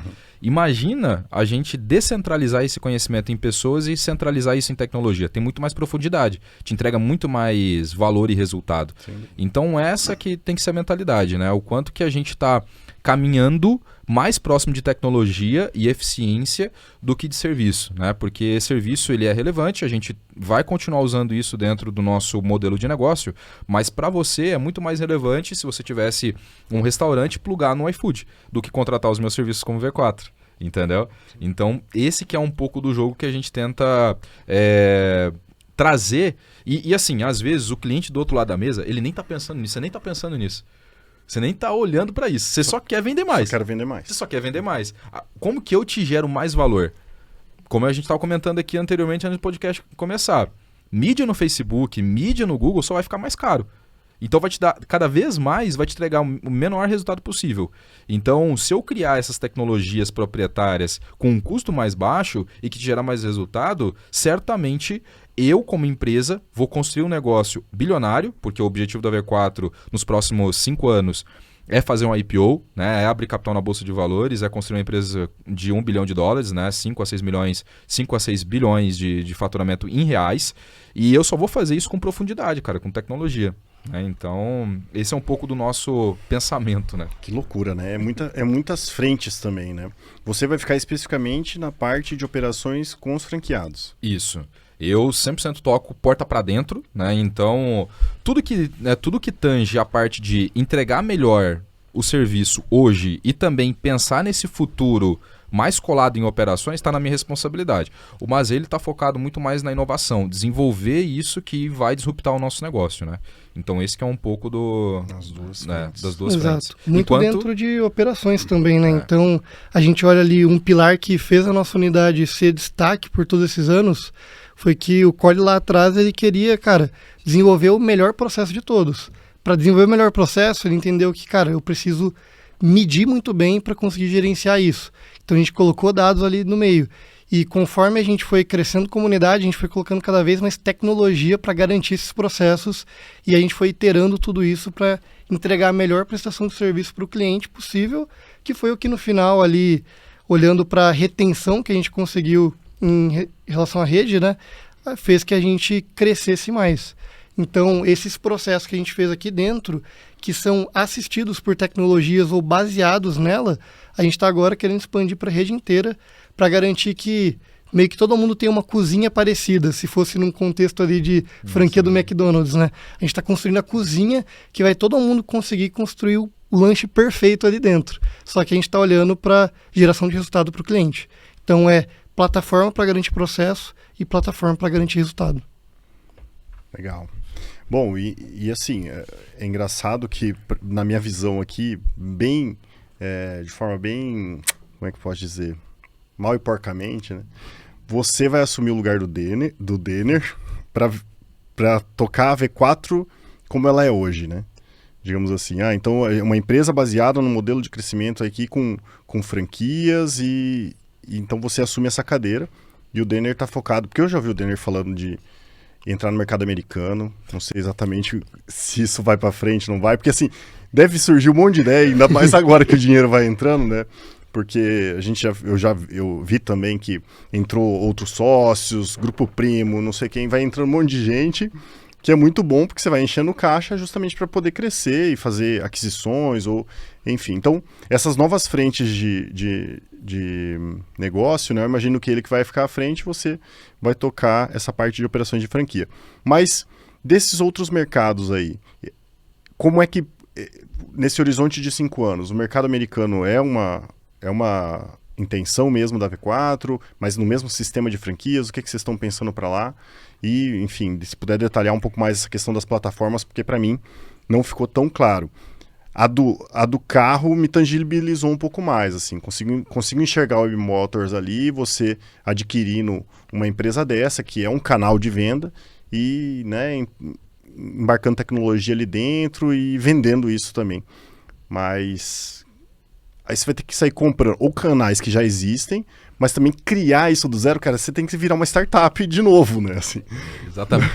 É exatamente isso que vai fazer a gente perder os cabelos nos próximos 5 anos. Não tá, até assim, a tese para nós, ela tá clara em, vamos lá, começando, falando um pouco mais, né, quebrando aqui a discussão sobre V4 Brasil e V4 Estados Unidos, tá? Então, operações Brasil e Estados Unidos, tá tudo sobre o meu guarda-chuva. A gente já colocou o pé nos Estados Unidos. Hoje, inclusive, eu tive uma reunião de comitê executivo com o meu time que toca os Estados Unidos. A gente tem cerca de 200 clientes e a gente vai terminar o ano com 1.000 clientes nos Estados Unidos. É um mercado muito mais profissionalizado que o mercado brasileiro em termos de marketing digital. Eles já fazem isso de forma profissional há muito tempo. Tem grandes empresas lá, inclusive empresas referências para nós que a gente usa como benchmark para trazer as soluções aqui para o Brasil. E assim, até as estratégias de marketing, elas são diferenciadas. São muito diferentes, né? Muito. Desculpa te cortar, mas, por exemplo, a Amazon é um canal de marketing muitas vezes, né? Sim, com certeza. Aqui já se usa, tal, porque você usa toda a base deles para disparar e-mail, para estar lá aí posicionado, tal. Mas nos Estados Unidos é muito mais. Os dados de Facebook e Instagram nos Estados Unidos é muito mais preciso, né? Você consegue filtrar naquele bairro as mulheres daquele bairro, né? É um negócio Cara, maluco. olha que louco, assim, tipo, aqui, as estratégias de Google Meu Negócio, que a gente fala, né, que é basicamente campanhas de ligação lá na tua empresa, elas não são muito bem aceitas pelo usuário final. Então é pouco usuário que procura sobre a sua empresa, clica lá naquele número que está disponibilizado lá e te liga. Por quê? Porque 95% do share brasileiro é o WhatsApp. As pessoas gostam de falar pelo WhatsApp. Então, elas procuram o seu número, adicionam o seu número e te mandam mensagem no WhatsApp. Né? Então, a gente faz muito campanhas focadas em WhatsApp. Nos Estados Unidos, é diferente. São 2 canais, que é ligação. Então, eles usam muita ligação e eles usam muito o iMessenger. Não sei se a galera sabe, mas nos Estados Unidos não é amplamente difundido o WhatsApp. É muito mais a iMessage da Apple. Por quê? Porque o mercado americano ele é quase consolidado pela Apple. Né? Então, as estratégias são totalmente diferentes. Então, quando você fala sobre caixa de ferramenta, né? Pô, quando a gente fala sobre estratégias que a gente aplica na tua empresa ou em todos os outros setores, a gente viu lá e foi validando ao longo dos nossos 13 anos playbooks, né? Que são livros de estratégias que a gente foi documentando. Então, pô, para o setor aqui de imobiliária, a gente pode fazer isso, para o setor de food a gente pode fazer isso, para o setor de automóvel a gente pode fazer isso. Então, cada setor a gente tem lá os seus playbooks. A gente foi documentando, colocando dentro de uma caixinha de ferramenta, conforme os clientes foram nos adquirindo, a gente foi lá e aplicando essas estratégias. Para o mercado americano, cara, não dá para levar esses mesmos playbooks para lá. Então, a gente está construindo todas as estratégias, mas o mercado americano é um mercado que a gente está olhando de forma muito agressiva. Os próximos 5 anos... Falando sobre números, a gente quer terminar 2030, a década, com 50 mil clientes ativos no Brasil e 50 mil clientes ativos no mercado americano. Tá? Então, esse que é a nossa grande ambição para a gente fazer esses 5 bilhões de faturamento nesses 2 mercados, só com o que a gente faz hoje. Tá? Melhorando o que a gente faz hoje no Brasil, criando novas estratégias no mercado americano, plugando tecnologia e AI para que a gente consiga ganhar mais eficiência. A gente acabou de fechar um planejamento estratégico, a gente costuma brincar que a gente nunca deu ouvido para os cabelos brancos, né? Agora a gente pagou quase 1 milhão para escutar um cabelo branco na ponta da mesa, falar e ditar o que a gente tem que fazer como planejamento estratégico, porque a gente sempre foi muito... Bootstrap. E a gente usa muito um termo de... entre muitas aspas, go a horse, né? A gente sempre foi muito cavalo nas execuções, então a gente nunca pensava de forma estratégica, a gente sempre pensava de forma tática, operacional, e a gente ia mudando muito o negócio ao longo do tempo. Colocamos um tentativa e erro, colocamos um senhor cabeça branca na ponta da mesa, ele falou, cara, faz isso, isso, isso e isso, no core de vocês, que é o core de serviço, nos próximos 5 anos, coloca tecnologia e AI, vocês constroem uma empresa de 6 bilhões. Perfeito. Passamos a régua nisso aqui. Você já sabe fazer bem. É o que eu sei fazer. É o que eu agora perco meu cabelo, porta para dentro, para padronizar, para conseguir fazer com que a entrega de serviço ela seja uma cozinha, como o próprio Mazei falou. Os próximos passos, né, e tangibilizando agora, inovação é difícil você tangibilizar, né, cara? Tipo, tudo isso está intrínseco na nossa cabeça. A tese ela está muito clara. E a gente hoje coloca num PPT e sai na rua vendendo para os venture capitals, para os fundos de investimento, para que eles possam comprar essa briga com a gente. Mas para mim conseguir tangibilizar um pouco mais, o Mazei pode me ajudar, é basicamente o seguinte, cara. Hoje a gente tem 13 setores mapeados, tá? Um deles é o agro, o outro é o automóvel e tem os outros 11 lá que agora de cabeça eu não vou lembrar, se o Mazei lembrar... A gente pode Com certeza falar. Lançamento imobiliário tá no meio. Imobiliária tá. O setor ele tá lá porque é um mercado bilionário. Então a primeira coisa que a gente faz avaliação é o mercado ele é um mercado competitivo. Qual que é o share desse mercado? Qual que é o share do mercado? Esse que é o ponto, né? Então assim... É um mercado grande, né? É um grande Exato. mercado. E qual que é o espaço que a gente tem? Total addressable market, né? E qual é o espaço que a gente tem para crescer nele? Por quê? Porque o food, ele é um mercado bilionário, mas a gente não tem espaço para crescer porque o iFood ele já dominou o setor, né? Então não faz sentido eu pensar em alguma coisa para lá. Ok, então a gente mapeou esses 13, aí a gente olhou setorizado. Então, pô, o setor de automóvel, a gente viu que, cara, se a gente colocar tecnologia, marketing e vendas de forma mais eficiente, eu consigo fazer o que a Web Motors fez. Então, hoje a Web Motors, ela fatura 300 milhões, 400 milhões ano. É uma empresa bilionária E já. o share? em valuation, né? E ela tem um espaço de crescimento ainda gigantesco. Deve ser Então, pequeno. o que a gente viu, cara? Aí, respondendo de forma prática, a gente encontrou uma empresa nesse mesmo setor que tinha audiência, que tinha uma plataforma, mas que ela estava em baixa ainda. Ela não estava acelerando o seu crescimento. E, cara, com tudo que a gente conhece de growth, né, com essa mentalidade de fazer o negócio tracionar, a gente falou assim, cara, dá para mim comprar essa empresa, traz isso para dentro do meu portfólio, eu coloco um CEO lá, e basicamente isso aqui vira o que a gente chama de venture, né? Basicamente estou investindo nesse negócio, dentro desse setor, para que ele possa dominar esse setor em algum momento. Então, veja, daqui a pouco a gente vai ter 13 setores, pode ser, e o agro a gente já está olhando para isso, não encontrei nada com plataforma, com audiência nesse setor do agro. Então, uma coisa que sim, aqui a gente teria que pegar influenciador para basicamente ser um CEO aqui, trazer sua audiência e ao mesmo tempo eu construir uma tecnologia para mim trazer a audiência dele. Então vai vendo, são estratégias diferentes. No automóvel, nesse setor de automóvel, eu já tenho uma plataforma que tem audiência, eu não preciso trazer um influencer. Já no agro não, eu tenho que criar tecnologia e eu tenho que trazer esse cara porque é esse cara que tem audiência, né? Então a gente está conversando com alguns, inclusive, dentro do setor. E aí no final do dia, cara, a gente vai ter várias ventures paralelas ao que é o core da V4, que é serviço. Então, daqui a pouco, a V4 faturando 5, 6 bi, se a gente acertar isso aqui, a gente consegue fazer. Alguns desses outras ventures que a gente faz aqui pode se tornar tão grande quanto, se não maior, do que a própria V4. E aí que a gente fala sobre desconstruir o nosso negócio, né? Que é mais ou menos matar ele em algum momento. Até a própria visão da V4 de quem que a gente está atendendo no final do dia muda. Porque a gente não está mais atendendo a empresa A ou a empresa B. A gente está olhando para o setor, entendendo qual que é a jornada de compra daquele setor, como que você toma uma decisão para comprar um imóvel, como você toma uma decisão para comprar um carro, ou seja lá o que você está procurando, em qual setor que a gente está analisando ali, e a gente está, cara, servindo o cliente final. Então a gente está meio que virando o marketplace, o canal pelo qual um consumidor chega numa empresa para conseguir contratar alguma coisa, comprar alguma coisa e por aí vai. A gente mapeia a jornada, entende onde que a gente pode entrar nesses pontos da jornada e como que a gente pode facilitar a vida do cliente final, do consumidor. Então, a gente está olhando até nesse sentido, né? Os hosted, que são os clientes mesmo, e os consumidores, que é o nosso objetivo final, é servir eles. Complexo, né? Muito louco, cara.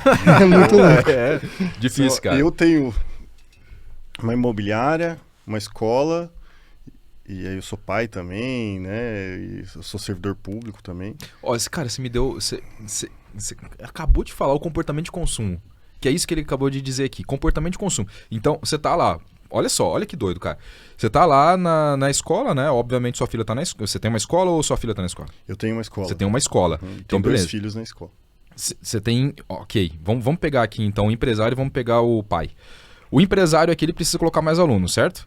Esse mercado, para mim, ele não é, de educação como um todo, para mim colocar cliente lá, não é um mercado que eu entraria. Por quê? Porque ele não tem margens muito altas, tá? Então, por exemplo, não é igual vender um imóvel. Vender um imóvel é milhões às vezes, né? Então, tem um LTV maior, mas a margem é menor. mas a margem é mais baixa. Então, pô, qual que é o tipo de tecnologia que eu vou fazer para esse setor para te entregar mais alunos? Né? Então, não tem esse viés. Então, pensa agora sobre o comportamento de consumo. Você como pai. Você, no final do dia, precisa comprar os materiais escolares, certo? Isso aqui é um comportamento de consumo. Então, sempre no início do ano, você precisa comprar você tem um comportamento de consumo que é comprar materiais. Isso aqui eu poderia criar uma tecnologia, uma plataforma para você, através da minha tecnologia, basicamente, comprar esses materiais, certo? Mas daqui a pouco, você vai ter as bodas do quê? Quantos anos aí que você tá fazendo de casado? 10 anos. 10 anos. Semana passada. Perfeito, cara. Bodas de? Eu nem sei. Nem sei, esmeralda. Perfeito. Sei que a pedra é esmeralda, Tudo mas bem, é cara. outro nome. Tranquila. Comportamento de consumo agora. Você tá... Fui comprar uma joia. Você foi comprar uma joia. Então imagina se eu tivesse um marketplace que falasse 100% focado nisso e que, porra, eu soubesse que você tá nesse momento de compra. Então, o grande lance aqui que a gente tá querendo dizer, o que eu tô querendo dizer é, cara, imagina só se eu entender o comportamento de consumo do meu cliente final muito mais do que o meu cliente atual. Eu vou saber o teu momento de jornada de compra. O grande lance aqui, cara, é que o nosso bolso, e eu falo por mim, né? O meu bolso, ele é um bolso que ele tá separado. Ora ou outra eu tô comprando uma coisa, um computador, um celular, uma caneta. Então eu tô distribuindo esse meu dinheiro em serviços ou produtos diferentes. Se eu tenho uma tecnologia que eu consigo saber identificar esse momento exato que eu tô comprando alguma coisa, eu consigo ser muito mais ativo. E aí eu gero muito mais valor dentro da minha plataforma.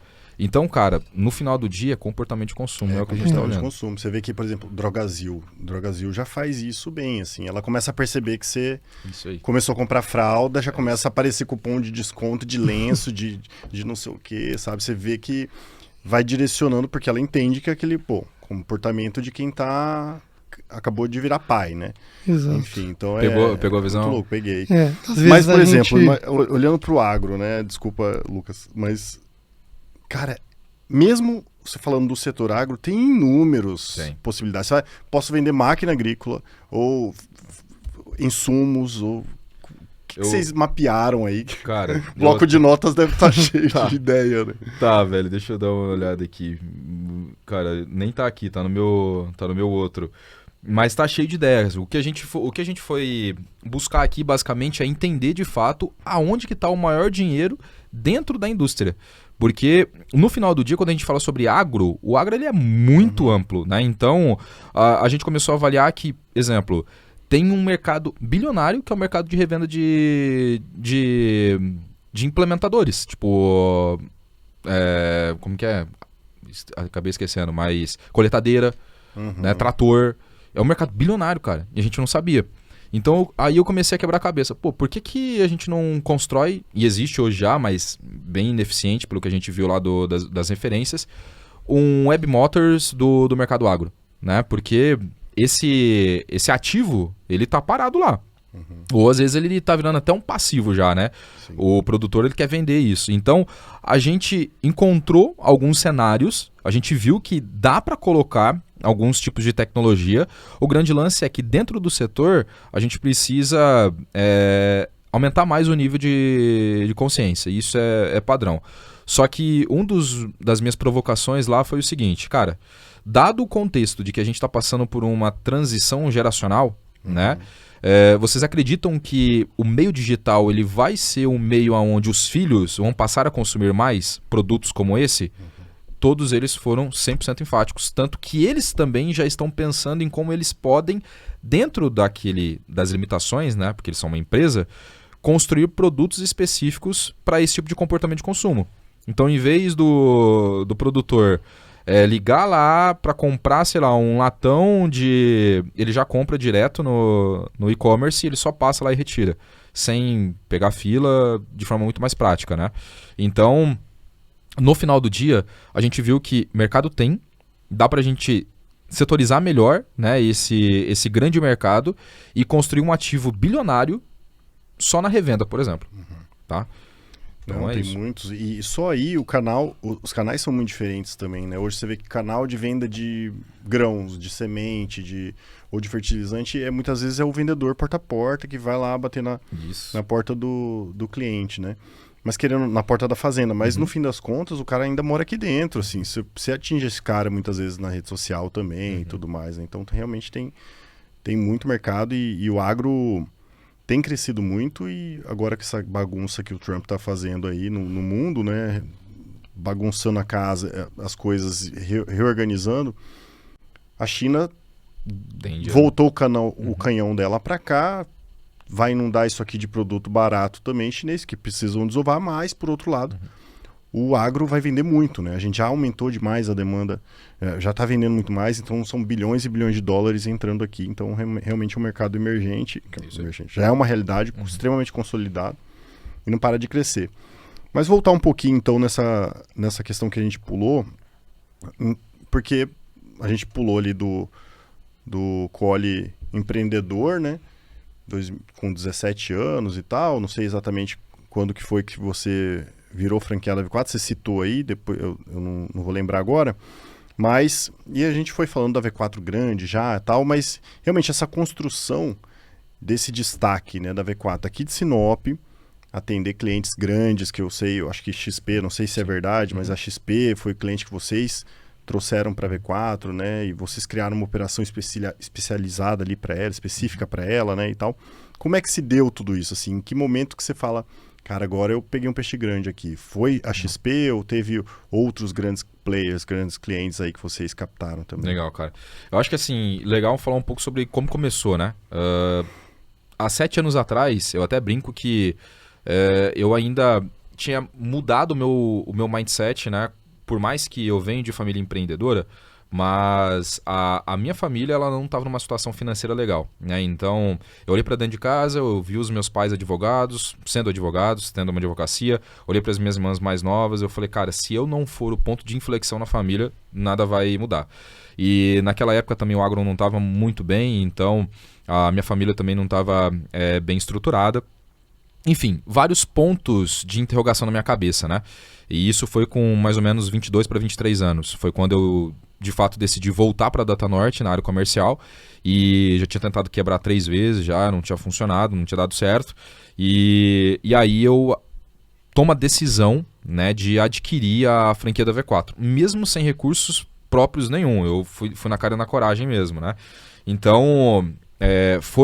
se passaram ali basicamente de 2018, né? Se passaram 3 meses de integração até as coisas começarem a funcionar. E aí depois, quando a gente teve o primeiro cliente, que foi o Rafael, ali na Nova Capital, eu tive mais uma... Eu acho que assim, foi mais uma abertura de portas, né? Porque o meu tio, ele falou, não, pode começar o negócio aqui. Então eu acabei incubando a V4 dentro da Datanorte, né? E as coisas foram se desenvolvendo ali. Eu lembro que eu até brinquei com meu tio, né? Porque quando a gente estava ali com seus 30, 50 mil de faturamento, até falo sobre empilhar receita, né, cara? Então o meu único objetivo ali era contratar mais gente e vender mais, porque eu estava empilhando receita, controlando o processo, mas o meu único objetivo era a aquisição. Eu precisava colocar cliente para dentro, cara. Eu precisava sobreviver. Esse que era o meu foco, sobrevivência, né? Porque eu não tinha caixa e eu não tinha estrutura nenhuma. Então, quando eu atingi seus 60 mil reais de faturamento, isso no final de 2018 já, eu tive um segundo ponto de virada, que eu falei, cara, eu tenho que sair da cidade, eu preciso visitar esses caras lá no Rio Grande do Sul. Vai saber se esses gaúchos não é tudo maluco, só quer levantar a grana e meter o pé, né? E aí eu dirigi até a capital, peguei um voo, fui até Canoas, em Porto Alegre. Uma das primeiras vezes que eu peguei avião, cara. Sério, tipo, eu nunca tinha pegado o voo. Acho que foi a segunda ou terceira vez. E tudo assim, muito limitado, sabe? Tudo muito difícil, cara, contando grana no final do dia. Cheguei lá, eu vi tudo moleque novo igual eu. Numa sala de 60 metros quadrados, uma ambição muito grande, assim, eu olhava no olho do Denner, cara, uma vontade de construir algo relevante para o mercado, porque ele vem também da Matias Velho, que é uma periferia, no final do dia, lá em Canoas, zero perspectiva, mas muito resiliente, né, em fazer um negócio muito grande. E eu entrei lá, cara, eu vi, a frase do Chorão, do Charlie Brown, assim, espalhada em toda a empresa, sabe, uma cultura muito diferente aqui do norte do estado, né? A cultura que eu fui construída da Datanorte é uma cultura de, horário, cumprir horário, se você chegar atrasado você toma uma advertência, se 2 advertências é demitido. Então eu fui construído nesse regimento, né? E lá não, cara, lá era uma cultura muito mais libertária, uma cultura muito mais focada em resultado, em meta, né, em indicador. E pra mim foi o terceiro ponto de inflexão. Falei, cara, de fato é isso aqui que eu quero colocar minha intensidade e eu quero fazer isso aqui virar lá em Sinop. Porque, um mercado gigantesco que a gente tem no interior do estado, dá pra fazer uma coisa relevante. E eu voltei pra cá e eu comecei a colocar mais intencionalidade em si dentro da própria V4, comecei a deixar a Smart de lado e comecei a focar mais na V4. E aí, no meio do ano, a gente já estava faturando seus 80 mil reais mais ou menos, eu tomo uma decisão, que é sair do escritório e colocar da Datanorte, colocar meu primeiro escritório franqueado. Escritório de 60 metros quadrados e tal, já com um investimento próprio, né, do próprio bolso. A gente gastou 80 mil reais ali, foi ali no Pátio Giardino, a nossa primeira empresa. E aí, cara, assim, o que eu me recordo dessa época, tá? No final do ano, a gente ainda estava nos momentos ainda do finalmente de inauguração e tudo mais, pô, tudo ali era um sonho pra gente, sabe? Tipo, pô, as primeiras mesas, as primeiras cadeiras, a primeira televisão, o primeiro ar-condicionado, caramba, cara. A gente pagou isso aqui, então tinha muito suor, sabe? Assim, eu senti que as coisas deram certo. E aí, chega final do ano, né? As datas comemorativas, volta 2020.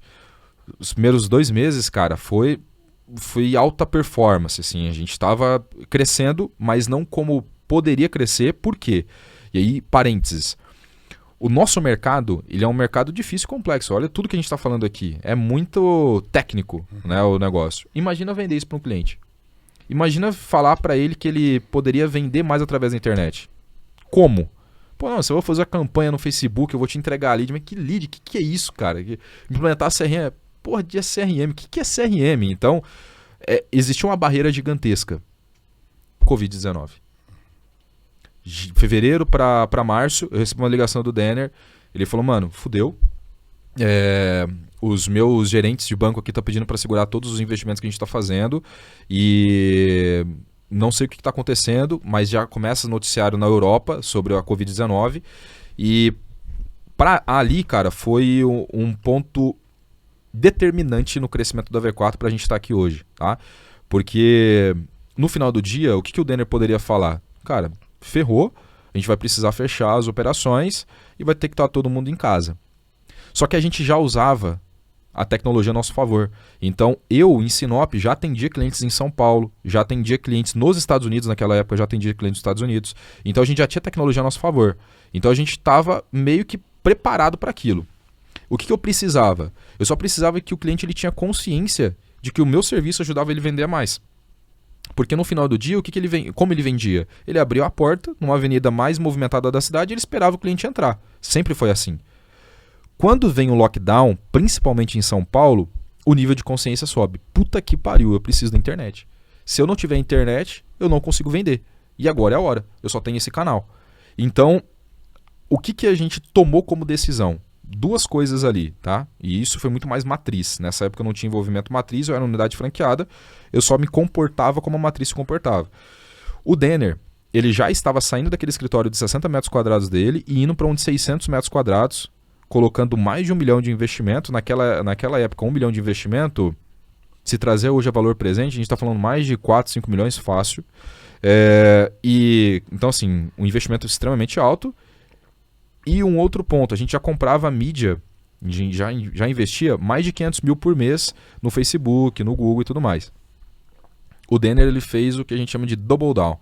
Ele dobrou a aposta e ele foi para 1 milhão de investimento por mês, depois ele foi para 1.500, depois ele foi para 2 milhões e ele começou a comprar mais mídia nos canais digitais, começou a aparecer mais, né? Qual que era a promessa? Agora, se você quer vender mais, usa as estratégias da V4 para que você consiga, basicamente, vender através da internet. E aí, cara, a gente começou a empilhar receita.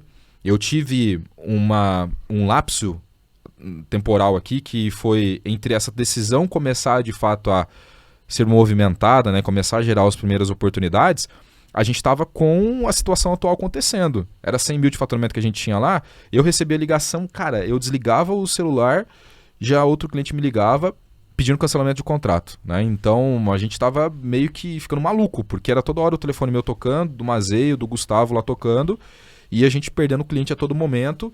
E chegou um momento que no Brasil, né, se teve um lockdown, e aqui em Sinop a gente passou por uma semana, não sei se você se recorda disso, mas uma semana mesmo fechado, né?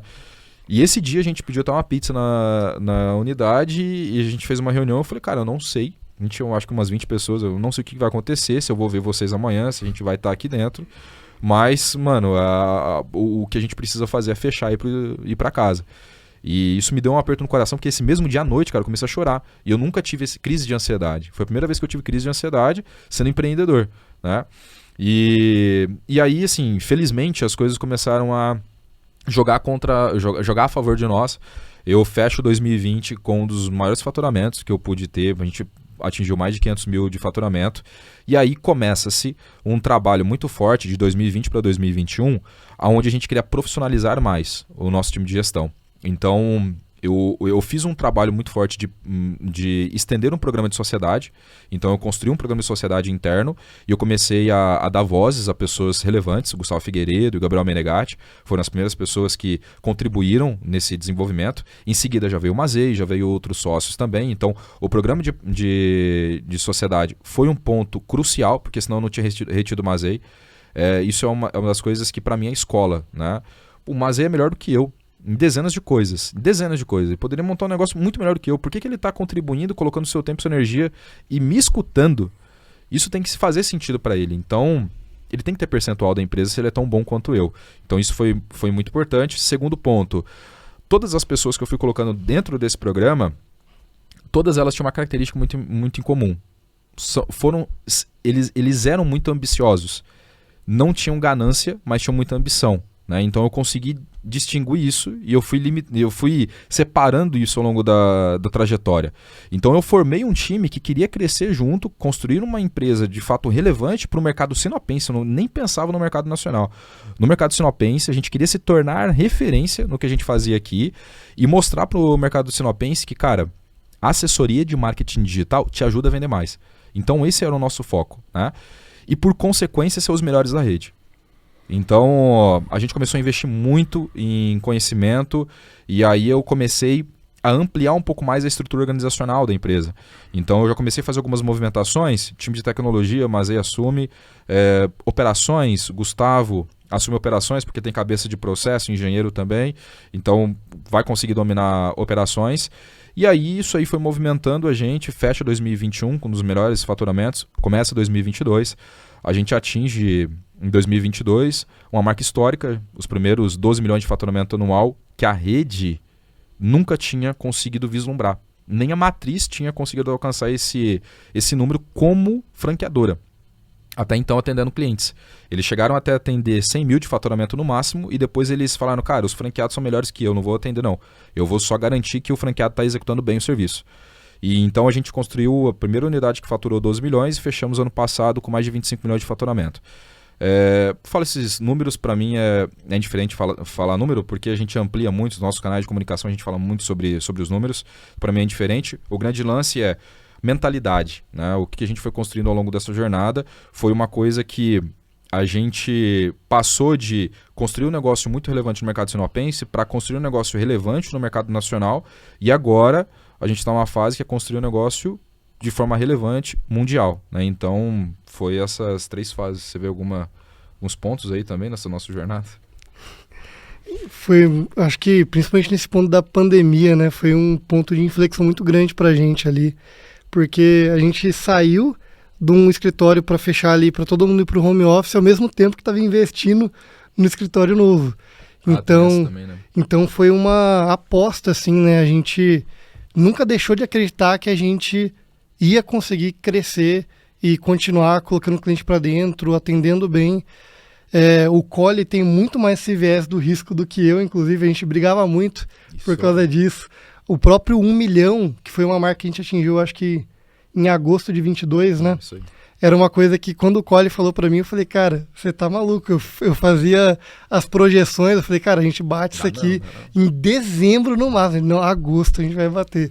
E sempre foi uma característica nossa que, meta dada, cara, se tivesse que ficar até de noite, se tivesse que virar à noite para entregar, a gente virava e entregava. E não foi à toa que a gente foi ganhando cada vez mais destaque e hoje a gente está aqui onde a gente está. Sentimento de startup, né? A gente está construindo uma startup de fato. Na verdade, assim, a gente nem tinha... a gente nunca usou o termo startup, né? Mas a gente tinha um sentimento de construir um negócio do zero com base no que a gente tinha de conhecimento. Nulo.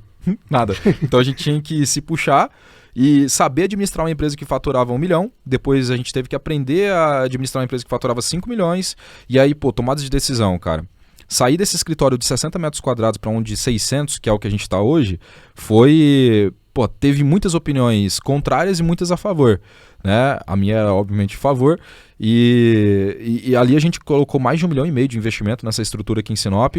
Se tornou, cara, toda vez que eu levo o cliente lá, que eles olham aquela estrutura, todo mundo fica impressionado, porque de fato a gente mudou o jogo, né, desse mercado aqui em Sinop.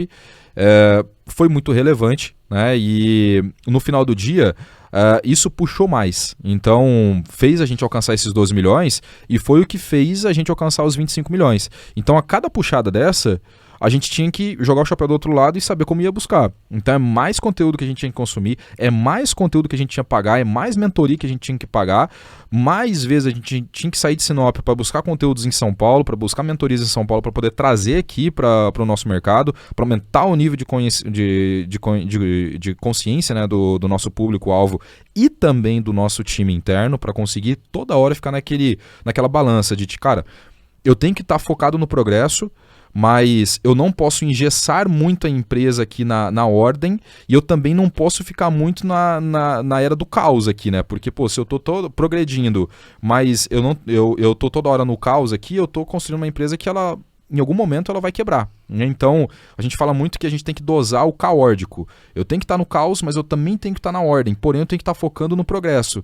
E aí você tem que ter esse equilíbrio, né? De balança. Então, no final do dia, cara, deu certo, né? A gente foi se profissionalizando. Hoje, com 30 anos, 7 anos de V4, eu nunca tive a oportunidade de, né, ter tanto sucesso intelectual como eu tenho hoje. Isso vem também de exemplos, né? Então, o Denner, ele é de novo, a paranoia produtiva é uma das coisas que é centralizada em nós e faz com que a gente consiga olhar para outros mercados. Estados Unidos, cara, não é uma coisa que, pô, é legal atender ou querer internacionalizar. Isso já estava há 13 anos atrás no nosso core. A gente já tinha um objetivo de internacionalização. Não dá para fazer isso, eu não tenho conhecimento tático para poder operacionalizar bem uma operação dessa, né? Então, cada vez mais você busca conteúdo, traz para dentro de casa e se aperfeiçoa, cara. Então, eu acho que esses são os grandes... a grande jornada, né? Se eu fosse quebrar em fases, que a gente teve ao longo da nossa trajetória aqui em Sinop. E se eu pudesse até falar assim, Sinop foi um marco muito importante. Acho que se não tivesse Sinop na história da V4, eu acredito fortemente que não seria igual, cara. Não seria igual, porque poucas pessoas compraram a briga e a missão que o Denner tinha. Poucas pessoas, cara. Então... eu acho que os resultados falam por si, né? Você construir uma unidade franqueada que é duas vezes e meia o tamanho do segundo lugar, já denota muita coisa. Então, a gente foi muito relevante, né, por toda a história. E Sinop também nos abraçou demais, né? A gente está no momento agora de transitar, né, 100% agora para São Paulo. Então, a gente está começando a fazer algumas movimentações. O nosso time, 80% já foi para São Paulo. Eu já estou morando lá há quase um ano. O Mazei está indo agora, né? Nos próximos meses está indo também. E de forma definitiva a gente retira o escritório aqui da cidade. Porém, a gente continua atendendo, né? Como a gente tem esse core de atender o Brasil inteiro, né? A gente continua atendendo os nossos clientes aqui em Sinop também. Continuamos com esse contato. E eu acho que é isso, cara. Assim... A história fala por si. Você fez um outro questionamento que eu me recordei agora sobre que momento que você viu o jogo virar. 2 pontos, cara. Eu acho que foi a pandemia que eu vi o jogo virar e quando de fato eu sentei na sala de reunião, na verdade eu acho que foram 3, cara. Primeiro ponto, pandemia. Segundo ponto, foi quando a gente inaugurou o escritório de 600 metros quadrados. Eu entrei naquele escritório naquele dia da inauguração e eu olhei aquilo, tudo que a gente fez e eu falei assim, cara... Acho que agora a gente acertou o jogo em Sinop. Acho que agora a gente construiu um negócio que está sendo relevante para a cidade.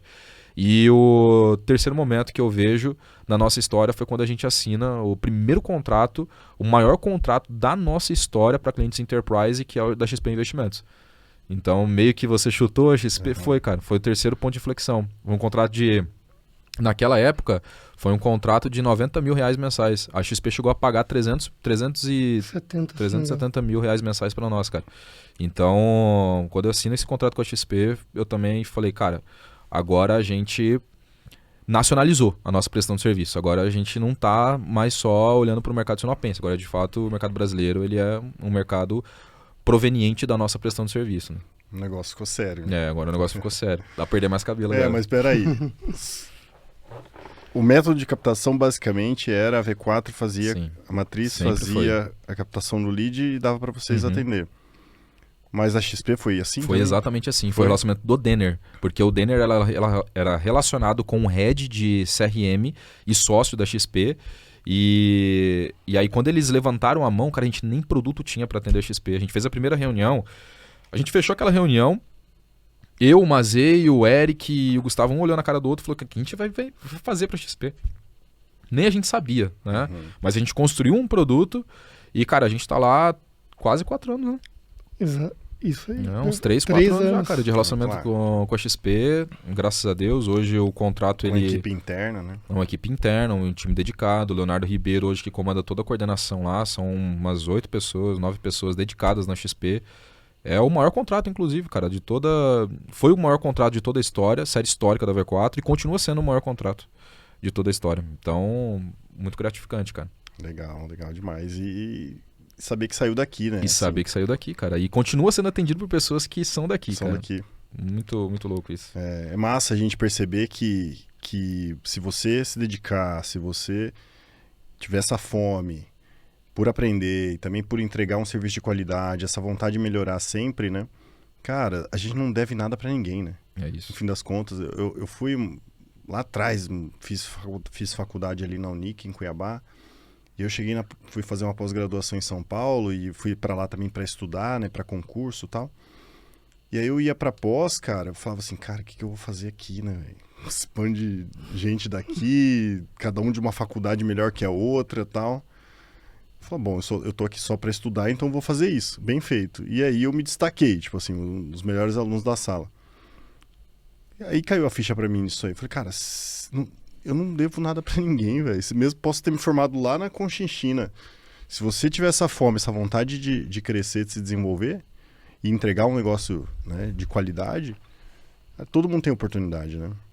É, cara, eu particularmente, assim, acho que no final do dia, eu sempre fui uma pessoa que eu estava perdido até os meus 22 anos, cara. E eu sou bem enfático pra dizer, e todas as conversas que a gente tem, eu costumo comentar isso. Por mais que eu comecei a trabalhar muito cedo, essa fase dos 17 até os 22 é a fase que você tá na faculdade, que você tá, namorando, que você tá na festa. Então, com 22, eu tive esse mesmo pensamento, assim, de, cara, beleza, a faculdade é relevante? O que eu estava fazendo não era tão relevante. Me formar em nutrição, eu vi que eu não tinha muito ganho, né, financeiro. Agora, pô, se eu voltar para o mercado, pelo menos tentar empreender ou intraempreender em algum lugar, acho que eu posso fazer alguma coisa relevante. Só que assim, sendo bem sincero também, quando eu volto para a Data Norte, eu não volto com uma perspectiva de construir uma coisa... Cara, tudo isso aconteceu porque eu acreditei demais na promessa da V4, cara. E eu percebi que tinha alguma coisa ali que dava para mim mudar a minha vida. Eu costumo dizer também nas minhas conversas que eu passei por 3 etapas, né? Primeiro, mudar a minha realidade. Então eu queria ter um trampo legal, ganhar uma grana e tá tudo certo. Segundo momento eu passei e falei assim, cara, agora eu tenho que mudar a realidade da minha família. Porque eu sou o catalisador disso. Consegui fazer. E a gente está numa terceira fase agora, que a gente comenta demais, que é mudar o futuro das nossas gerações. Eu já conversei várias vezes com o Mazei, eu falei, mano, você já parou para pensar que quando o teu pai, teu avô foi lá para o norte do estado do Mato Grosso, ele mudou a tua realidade, mudou a realidade dos teus filhos, e isso desencadeou uma consequência geracional gigantesca. Eu falei, a gente tem essa mesma possibilidade agora. É muito doido você pensar isso, que é tipo assim, muito mais do que construir um negócio, muito mais do que construir um business. É você construir um relacionamento duradouro de anos. Tipo, olhar pra esse cara e falar assim, mano, esse cara mudou a minha vida pessoal e mudou o futuro das minhas gerações. Então, a V4, ela meio que, por mais que o Denner conseguiu movimentar muito isso, criou uma cultura muito legal, né? Acho que dentro desse nosso mercado não existe cultura igual. Né, com um foco em hipercrescimento e um foco em mudar a realidade, não vi dentro desse mercado, mas só sobrevive, cara, quem de fato quer vencer na vida. E eu fui aprendendo isso ao longo da minha jornada, cara. Então, o que você comentou sobre estudo contínuo, lifelong learning, né, além de várias outras coisas, é meio que intrínseco. Você acaba se tornando um exemplo para outras pessoas.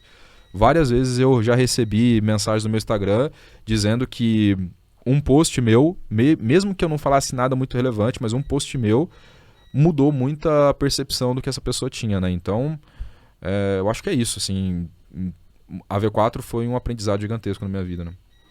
Continua sendo, né? Bom, gurizada, o papo tá bom demais, mas a gente tem que caminhar para o final aqui. Marcelo já deve estar ali só olhando no relógio, né, Marcelo? Mas eu agradeço demais. Por mim, a gente ficava horas aqui conversando. E eu queria finalizar olhando um pouco para esse futuro, né? Que é muito incerto, né? A IA vem aí, já matou um monte de emprego. Assim, vai matar emprego? Não, já foi, né? O copy, já não sei onde foi parar esse profissional que faz copy, que antigamente vocês deviam ter muito ali, né? Que tinha gente só para pensar em texto, e hoje em dia o próprio ChatGPT te dá 5 opções, 3 opções de texto, assim, um melhor que o outro.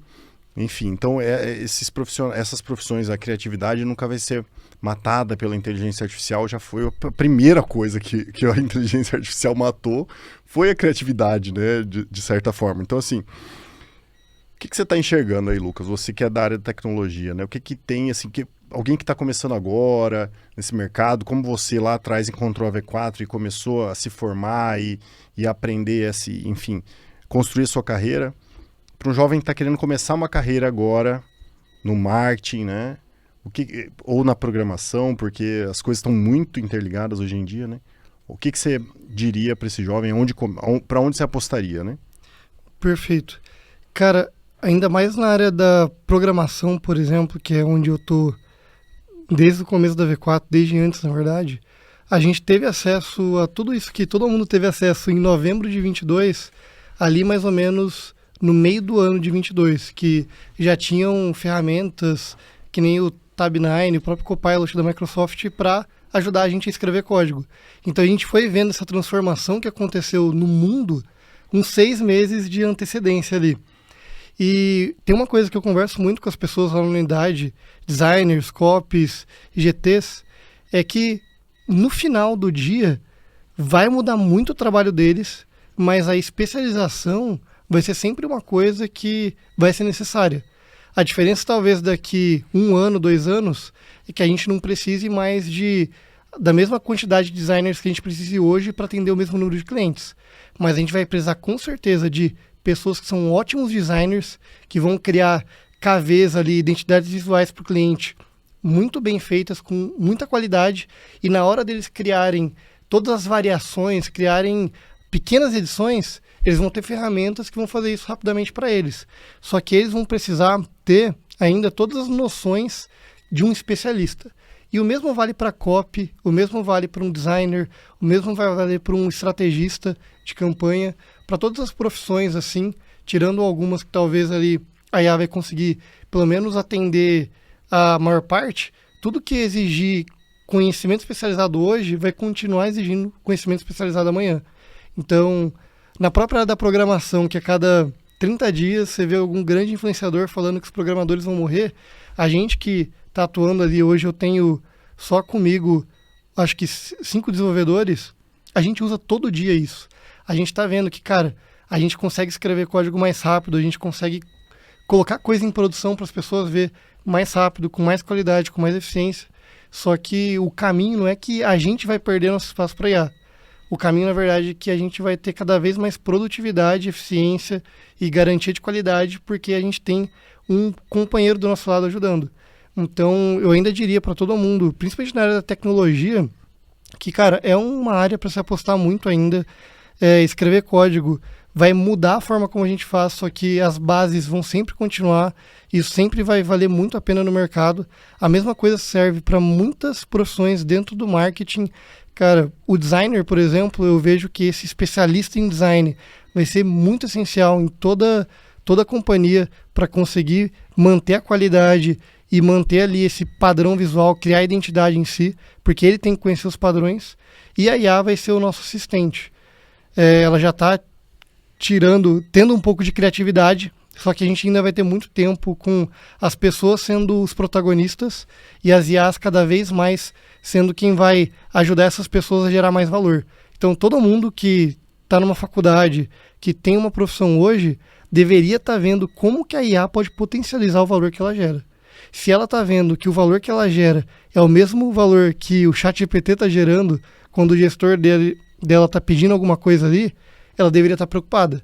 Agora, se ele está usando isso para duplicar, triplicar, multiplicar o valor dele, aí ele está tranquilo e é isso que todo mundo deveria estar buscando hoje em dia. É mais uma ferramenta do que um... É mais uma ferramenta, né? A gente tem essa brincadeira, né? Desde lá de trás a galera fala que as máquinas vão substituir as pessoas. Mas na verdade as máquinas substituem as pessoas que não sabem usá-las. E agora a IA é a mesma coisa. A IA não vai substituir os profissionais. Ela vai substituir os profissionais que não souberem utilizá-la. Isso aí. E você, Vinícius? O que a gente pode esperar então da V4 aí nos próximos anos?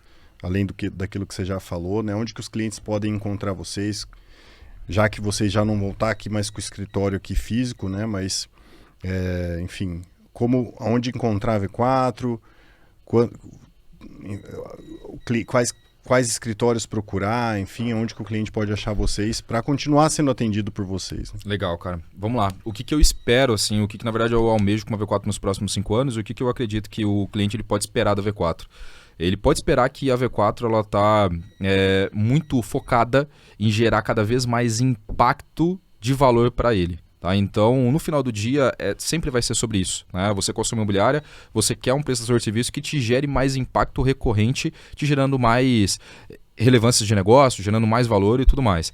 Então, quando a gente diz em setorizar, em entender mais sobre o setor, em comportamento de consumo, no final do dia, é isso que eu quero dizer. Né? O quanto que eu vou gerar impacto recorrente para você dentro do seu negócio.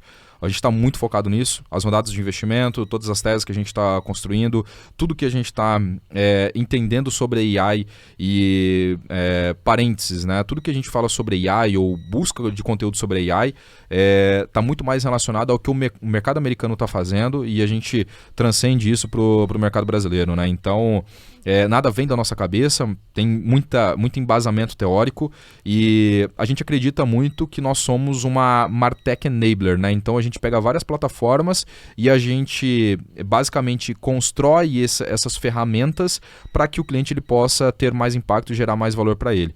Então, no final do dia, cara, para que a empresa ela continue fazendo isso e gerando esse impacto no mercado, a gente precisa cada vez mais que as informações, né, a disponibilidade de informações, ela seja mais fáceis de serem alimentadas. Então, quando a gente fala sobre construir esses sistemas para que o próprio cliente ele possa alimentar, tudo isso vai em contra a esse grande objetivo, né, de impactar positivamente. E, cara, se você está escutando aí e quer entender um pouco mais, sei que o papo foi muito técnico, né? A gente tenta sempre...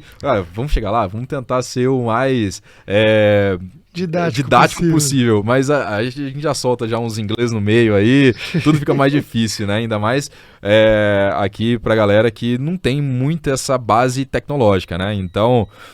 se você às vezes ficou um pouco perdido, tem o meu Instagram, Vinícius Colli, 2 L's e 2 I's no final. Se você quer entender um pouco mais sobre como a V4 pode te ajudar a implementar esse processo na sua empresa, pode me chamar no meu próprio Instagram que a gente conversa. E no final do dia, cara, entender um pouco mais sobre o que a V4 faz.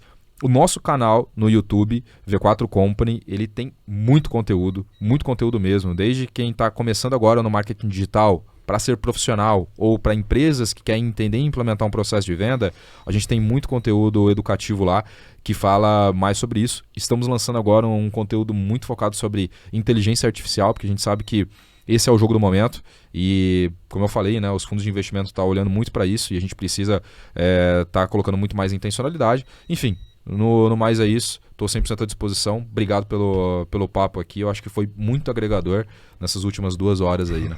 Obrigado, Lucas. Obrigado, Vinícius. Obrigado a você que acompanhou até agora. Não esquece de curtir esse vídeo, compartilhar com seus amigos. Comenta aí o que você mais gostou, se ficou alguma dúvida que a gente direciona também para os meninos. E não deixe de baixar o aplicativo também da Urbano Norte, que é o aplicativo de mobilidade aí do norte do Mato Grosso, do norte do Pará também, enfim, tá em todo canto, né, Urbano Norte, que ganhou da Uber. Entrevistei o Adriano aqui, o cara conseguiu construir uma barreira de mercado que não deixou o Uber entrar. Impressionante. Parênteses também, eu conheço, o Adriano, a gente se aproximou no G4 Scale, a gente fez o conteúdo junto, um abração aí se estiver escutando, mas eu falei para ele, cara, impressionante o que você construiu aqui. A gente fala muito, né, por exemplo, eu falei muito do iFood, né? O Uber, ele é, para mim, um dos maiores cases também nesse setor de mobilidade. Você não está comprando uma corrida, né, cara? No final do dia você não está comprando, você está comprando a experiência de ter uma boa corrida. Esse que é o grande objetivo que a Uber faz. E, cara, tu quebrar essa narrativa e construir esse negócio aqui, que hoje domina o mercado sinopense, porra, é impressionante. Então, tudo que eu já tive de ideia com ele lá, é uma pessoa que pensa muito grande, né?